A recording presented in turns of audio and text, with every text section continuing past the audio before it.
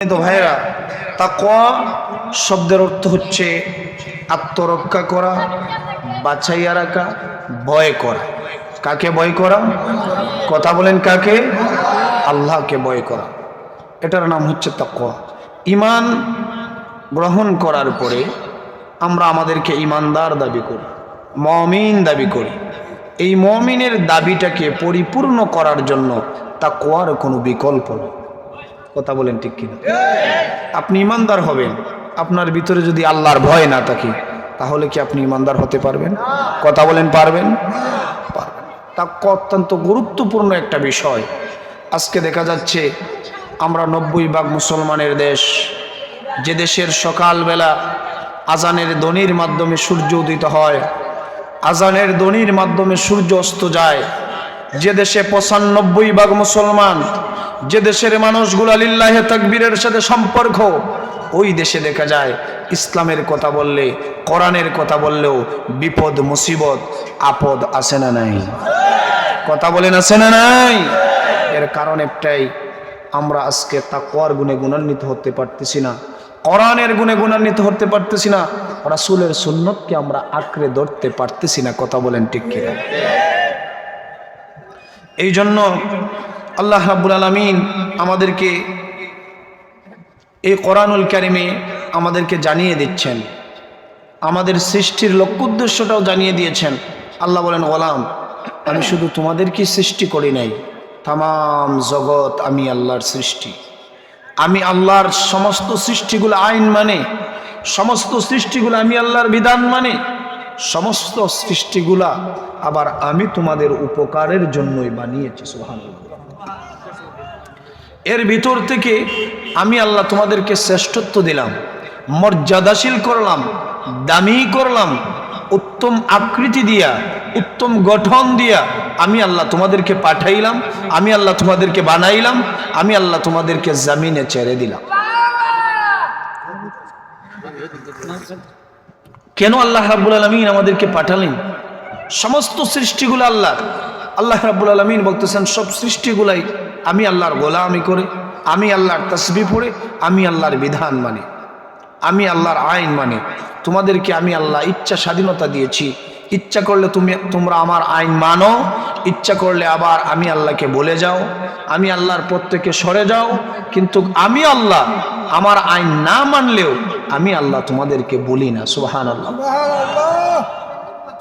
কারণ এটা আল্লাহ এবং বান্দার সম্পর্ক। আল্লাহ তাআলা বলেন, তোমরা আমার কাছে দামি হতে চাও, তোমরা আমার ভয় অন্তরে পয়দা করো, আর আমি আল্লাহ তোমাদেরকে হেদায়েতের একটা কিতাব দিলাম। এই কিতাবটা আমি যারা আমাকে ডরায় তাদের জন্যই, এই মুত্তাকিদের জন্যই আমি কোরআনটা দিয়ে দিয়েছি। সুবহানাল্লাহ। আল্লাহ রাব্বুল আলামিন কোরআন দিয়ে জানিয়ে দিলেন, গোলাম রে, আমি আল্লাহ রাব্বুল আলামিন তোমাকে যে কোরআন দিলাম, ওইটা এমন একটা কিতাব, ওইটা সমস্ত মানব জাতির জন্য আমি ওপেন করে দিলাম। মুসলমানের জন্য খাস করে দেই নাই, ইমানদারের জন্য খাস করে দেই নাই। আল্লাহ রাব্বুল আলামিন বলতেছেন, গোলাম, এই কোরআন আমি সমস্ত মানব জাতির জন্য দিয়ে দিলাম। আল্লাহ তাআলা কোরআনে জানিয়ে দিচ্ছেন, হুদাল লিন্নাস। এই কোরআনটা কোনো জাতির নয়, কোনো গোষ্ঠীর নয়, এই কোরআন হলো গোটা মানব জাতির। জুড়ে বলুন সুবহানাল্লাহ। একটা মানুষ একটু আগে আমার কোরআনের বিধানকে অমান্য করে, কোরআনের বিধান মানে না, যখন সে মানার জন্য নিয়ত করবে, কোরআনের কাছে চলে আসবে, কোরআন যখন স্টাডি করতে চায়, আমি কোরআনটা তার জন্য ওপেন করে দিয়ে দিলাম। এই কোরআন যারা বুঝবে, যারা কোরআন থেকে হেদায়েত নিবে, কোরআন বোঝার যারা চেষ্টা করবে, আল্লাহ রাব্বুল আলামিন বলেন তাদের নাম হলো মুত্তাকি। জুড়ে বলুন সুবহানাল্লাহ।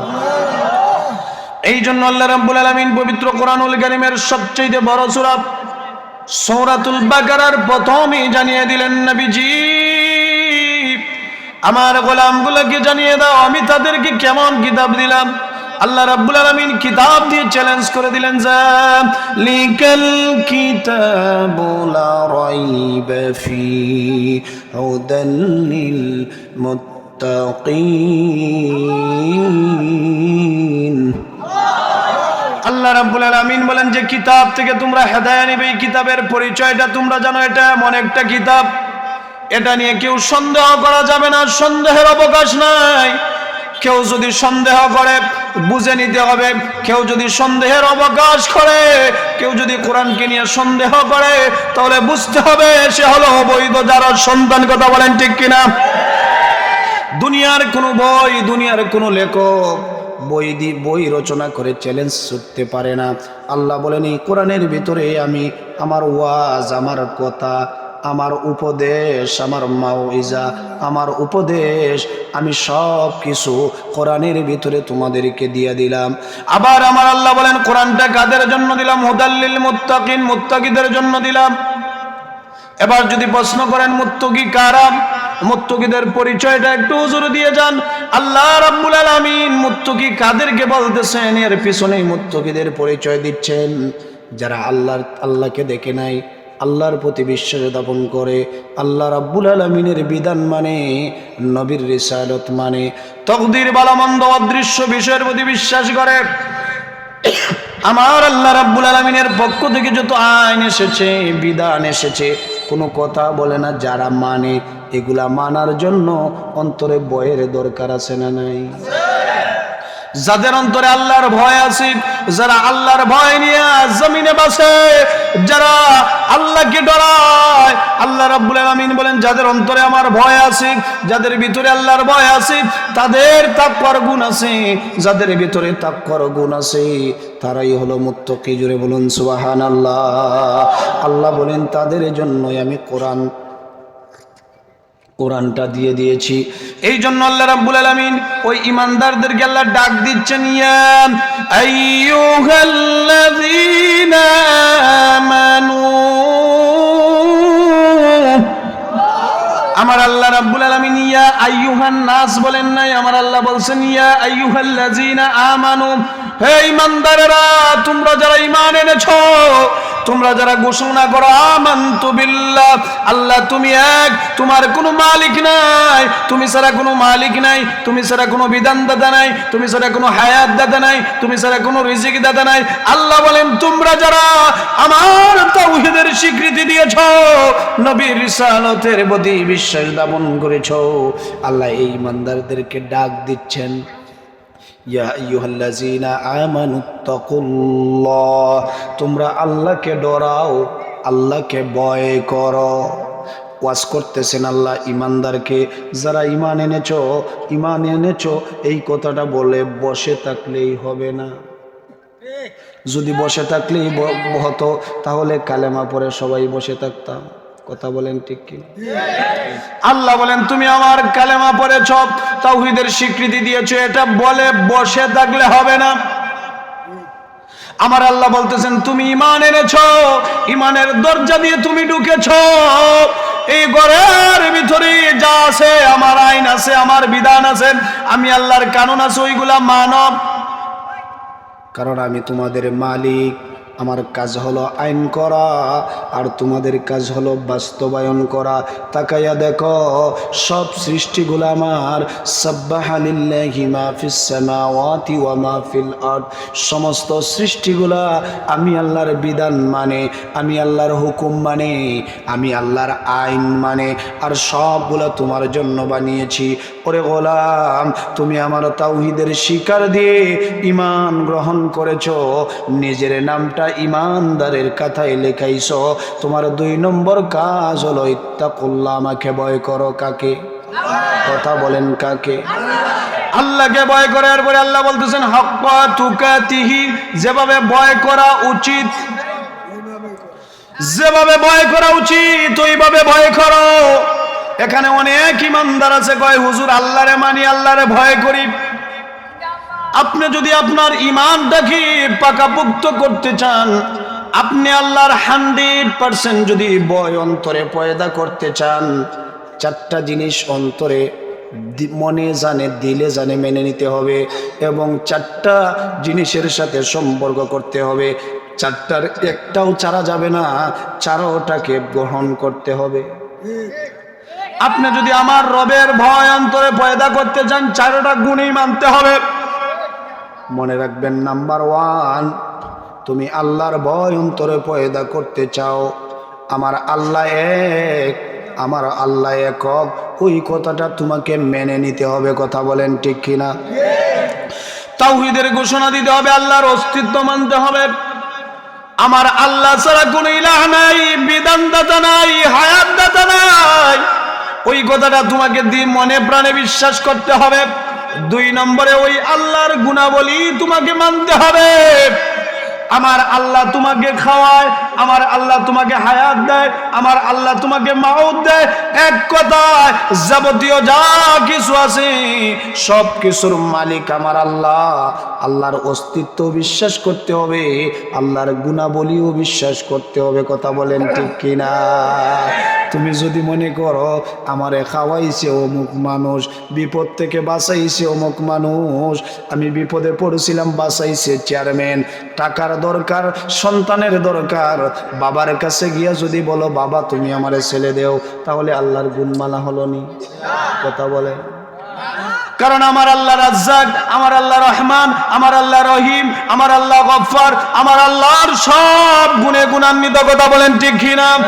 1 নম্বরে, সময় কম, সংক্ষেপে বলবো, আল্লাহর অস্তিত্ব তোমাকে মানতে হবে। আল্লাহ আছেন এই কথা যেরকম বলেছ মনে প্রাণে বিশ্বাস করতে হবে। 2 নম্বরে আমার আল্লাহর গুণাবলীগুলা মানতে হবে।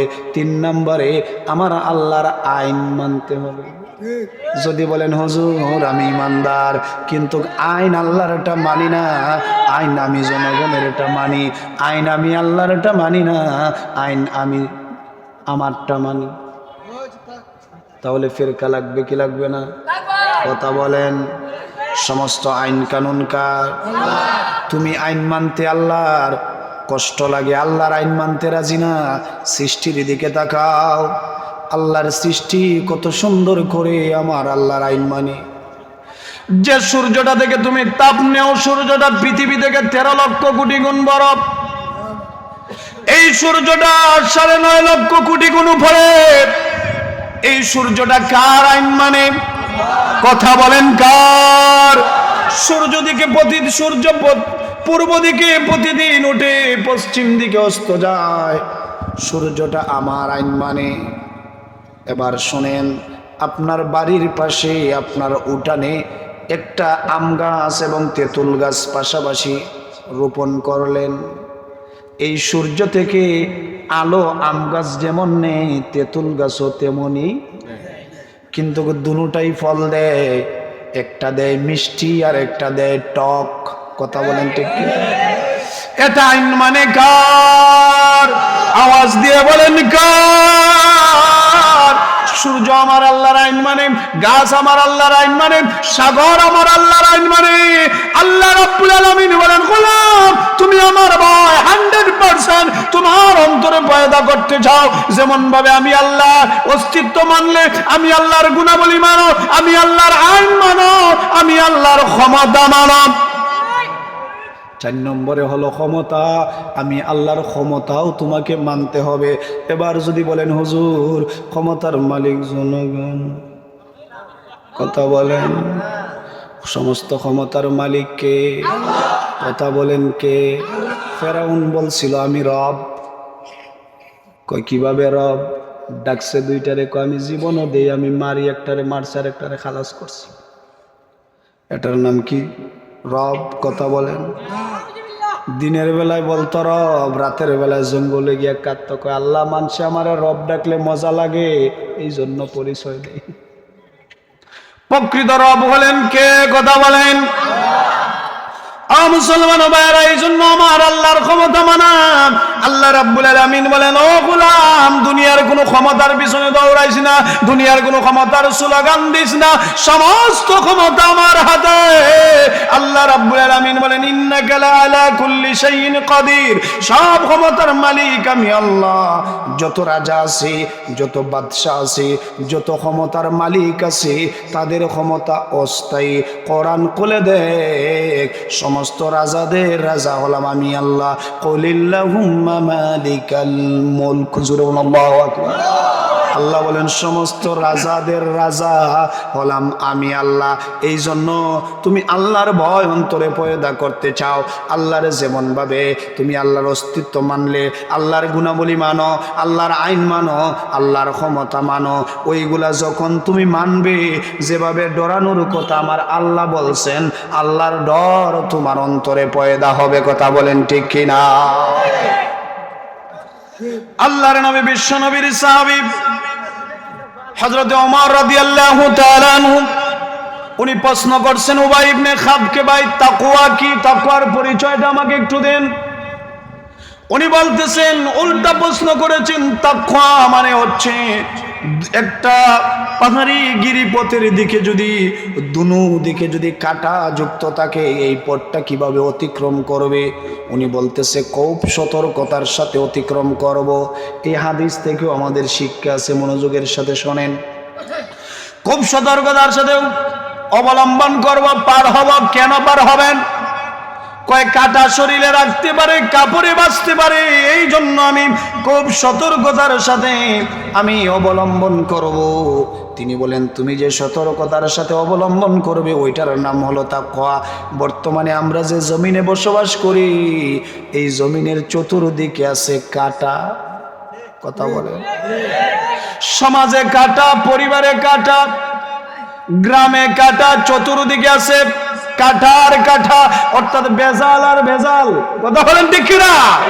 শয়তান চতুর্দিকে ঘেরাও করে আছে, তুমি সতর্কতার সাথে চলার নাম হলো তাকওয়া। কথা বলেন ঠিক কিনা? আজকে তোমাকে ডাকা হচ্ছে, ভাই তুমি আসো। এই যুবকদেরকে পাপাচারের দিকে ডাকা হচ্ছে, আপনাকে সমাজের কুসংস্কারের দিকে ডাকা হচ্ছে। সমাজের যেখানেই যাইবেন দেখবেন মিথ্যার মিথ্যা আছে না নাই? সাক্ষী দেয় মিথ্যা, বিচার করে মিথ্যা। কথা বলে, যারা বিচারি আছে খালি টাকার দান্দা আছে না নাই?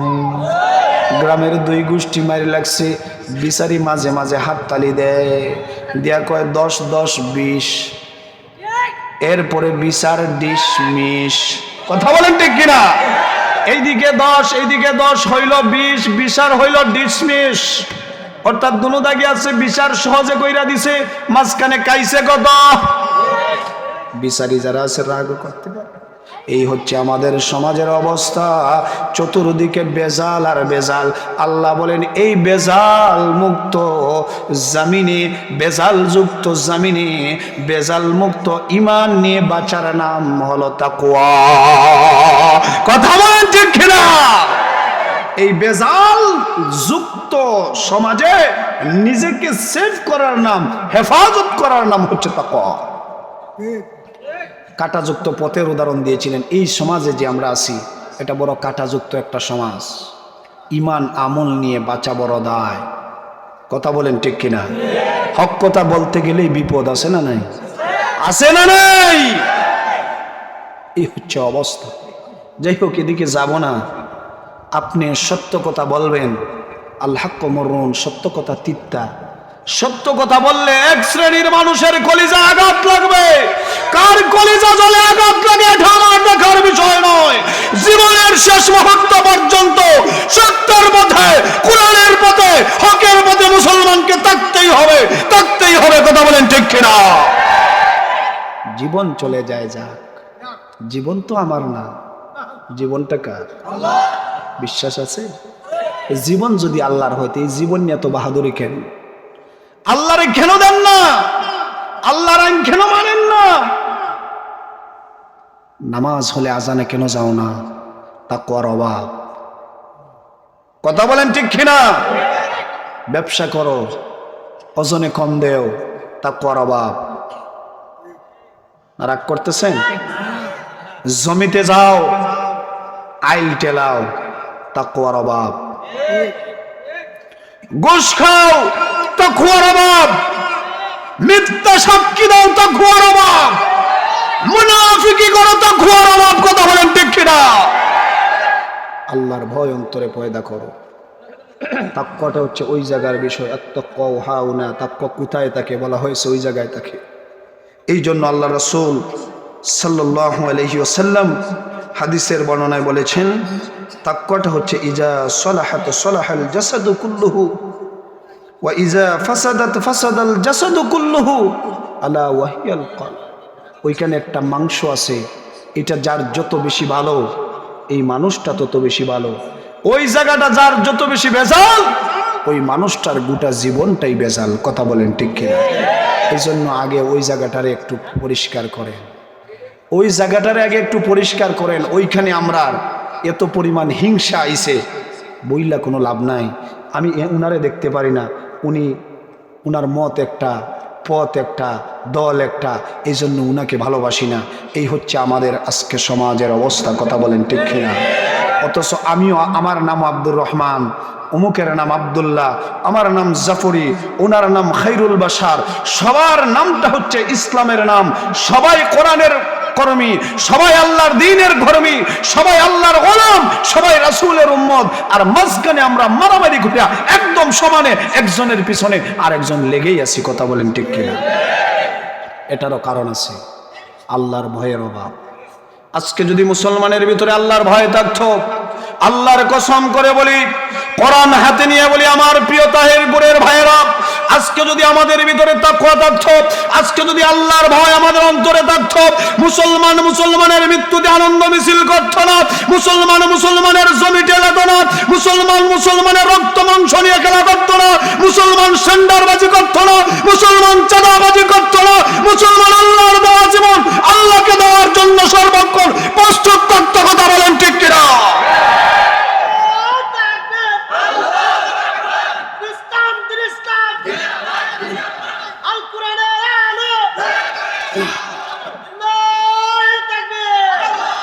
সম্মানিত ভাইয়েরা, আপনারা কি রাগ করতেছেন? কষ্ট পাচ্ছেন? রাগ করবেন না। আমার মাইকের আওয়াজ যত দূর যাচ্ছে, আমি আপনাদের কাছে বলি, আমি আপনাদের সন্তান। আমি কারো বিরুদ্ধে কথা বলার জন্য এই কোরআনের ময়দানে আসি নাই, কারো এজেন্ডা বাস্তবায়নের জন্য কোরআনের ময়দানে আসি নাই। আপনাকে দরদ মাখা মন ভরে ডাকতেছি, দল মত সব ভুলে গিয়ে কোরআনের জন্য যদি এক হয়ে যায়, পশ্চিমারা তাদের সংস্কৃতি দিয়ে আমাদের যুবকদেরকে ধ্বংস করতে পারবে না, কোন আদর্শ দিয়ে মুসলমানকে পিছপা করতে পারবে না। মুসলমান যদি কোরআনের আদর্শে আদর্শবান হয়ে যায়, মুসলমান যুবকগুলা যদি মসজিদের সাথে সম্পর্ক করতে পারে, মুসলমান সন্তানগুলা যদি রাসূলের আদর্শ মানতে পারে, তাহলে মুসলমানের শক্তিকে প্রতিহত করতে পারে, মুসলমানের শক্তিকে দুর্বল করতে পারে। এমন শক্তি বদল হয় নাই, অতীতে হয় নাই, বর্তমানে হবে না, ভবিষ্যতে হবে না। কথা বলেন ঠিক কিনা? এই জন্য কোরআনের ছায়ার তলে চলে আসেন। আল কোরআনের পথ, এই পথই আসল পথ। অন্য পথে, অন্য মতে নেই যে রহমত। যতদিকে দৌড়ান, ব্যক্তির পিছনে দৌড়ান, মানুষের পিছনে দৌড়ান, যতদিন দৌড়াবেন ততদিনই লাভ। আল্লাহর দিকে দৌড়ান। আল্লাহ রাব্বুল আলামিন বলতেছেন, সারিউ ইলা মাগফিরা, বান্দারে তুই অগ্রসর হতে হয় আমার মাগফিরাতের দিকে হও, অগ্রসর হতে হয় আমি রবের দিকে হও। কারণ আমি রব তোকে জীবন দিয়েছি, জীবনের প্রতিটা মুহূর্তের হিসাব আমি রব তোর কাছ থেকে নিব। কথা বলেন ঠিক কিনা? কথা বলেন ঠিক কিনা? সম্মানিত ভাইয়েরা, এই জন্য আজকে আমাদেরকে এই তাকওয়ার গুণে গুণী হতে হবে। বিশাল বড় একটা সম্পদের নাম হলো তাকওয়া। বিশাল বড় সম্পদের নাম কি? কথা বলেন কি? হযরতে ওমর অর্ধেকটা পৃথিবীর প্রেসিডেন্ট। হযরতে ওমর সারাদিন শাসন কার্য পরিচালনা করে রাতের বেলা ঘুরে ঘুরে দেখতেন কোথায় মানুষগুলা কোন অবস্থায় আছে।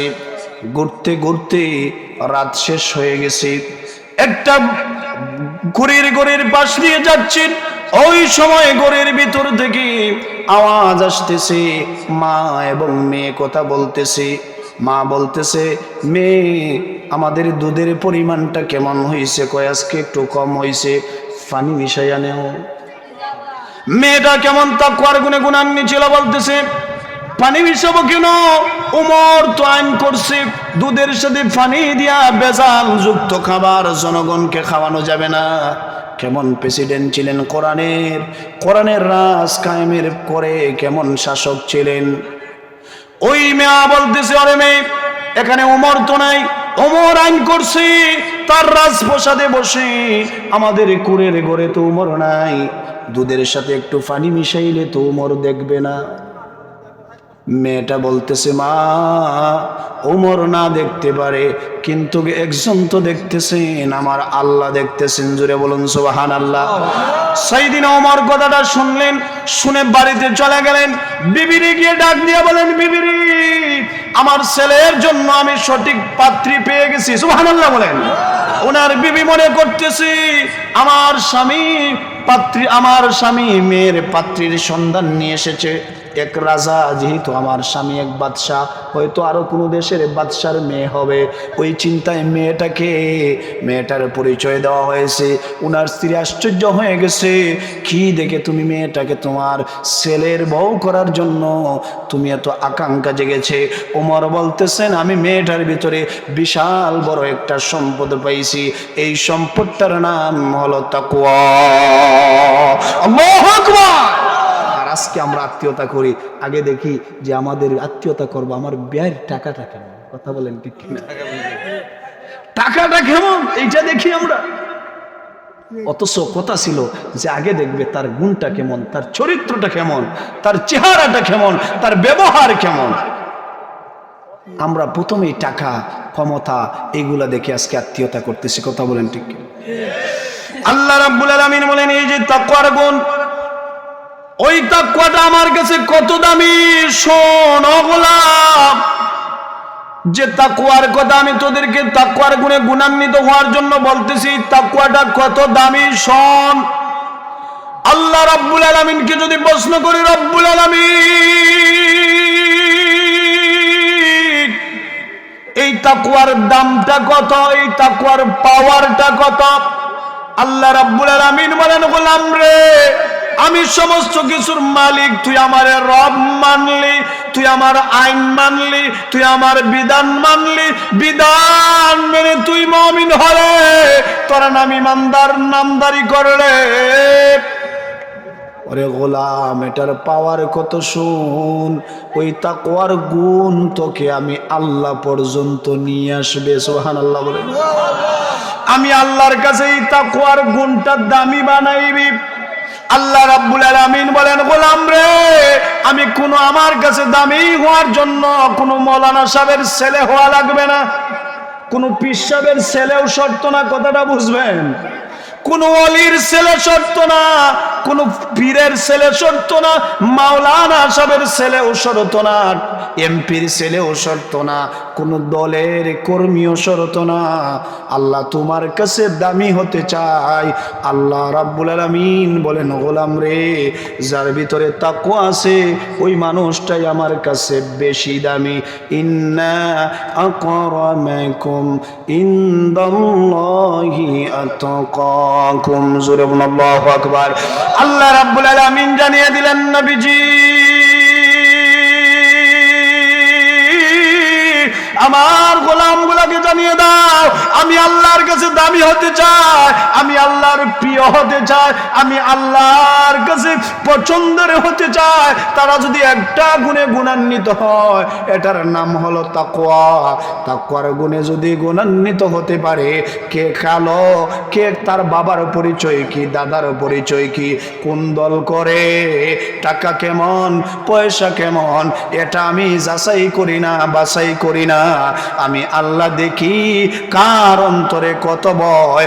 যার অন্তরে যত বেশি ভয়, আমি আল্লাহর ডর আছে, ওই মানুষটাই আমার কাছে বেশি দামি। এই জন্য আল্লাহ বলতেছেন, একটু সামনে আসেন, একটু চাপাইয়া বসেন, ঠান্ডার দিন আছে, একটু চাপাইয়া বসেন, দাঁড়াই আছে। এই জন্য আল্লাহ রাব্বুল আলামিন ইমানদারকে দেখেন, ইমানদারকে বলতেছেন, যারা তোমরা ঈমান এনেছো, তোমরা আমাকে ডরাও, আমার ভয় অন্তরে পয়দা করো, যেভাবে ডরানো উচিত ছিল। যেভাবে ডরানো উচিত মানে যে পথে নবী তোমাদেরকে পরিচালিত করে গিয়েছেন, সাহাবায়ে কেরাম যেমন ভাবে জীবন পরিচালনা করেছেন, ওইভাবে তোমরা ডরাও। কেমন ডর সাহাবায়ে কেরামের ভিতরে আল্লাহকে দিয়েছিল, দুইটা ঘটনা বলবো, একটু মনোযোগের সাথে শুনবেন। হযরতে আবু বকর আল্লাহ রাসূলের একদিন দুই দিন নয় 25 বছরের সাথে ছিলেন। সুবহানাল্লাহ। আল্লাহর নবী বিশ্ব নবী যখন আবু বকরের বর্ণনাটা দিয়েই হাদিসটা বলতেছি। আল্লাহর নবী যখন নবুয়ত প্রাপ্ত হলেন 40 বছর পর্যন্ত দ্বীনের দাওয়াত দেন নাই।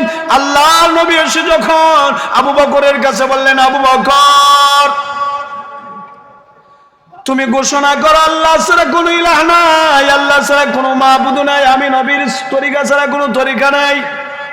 আবু বকর সাথে সাথে বলল, সাদ্দাকতা ইয়া রাসূলুল্লাহ, আপনি যেটা বলেছেন এটা সত্য। আল্লাহর নবী প্রশ্ন করলেন, আবু বকর এতদিন বাপ দাদার ধর্মের অনুসারী ছিলে, আমি দ্বীনের কথা বলি নাই, হঠাৎ করে একটা নতুন দ্বীনের দাওয়াত দিলাম, তুমি জানার চেষ্টা করলে না, বুঝার চেষ্টা করলে না, সাথে সাথে গ্রহণ করে নিলি। আবু বকর নবীকে জানিয়ে দিলাম, নবীজি আপনার সাথে একদিন দুই দিন না, দীর্ঘ 25টা বছর একসাথে কাটিয়েছি। সুবহানাল্লাহ বলেন।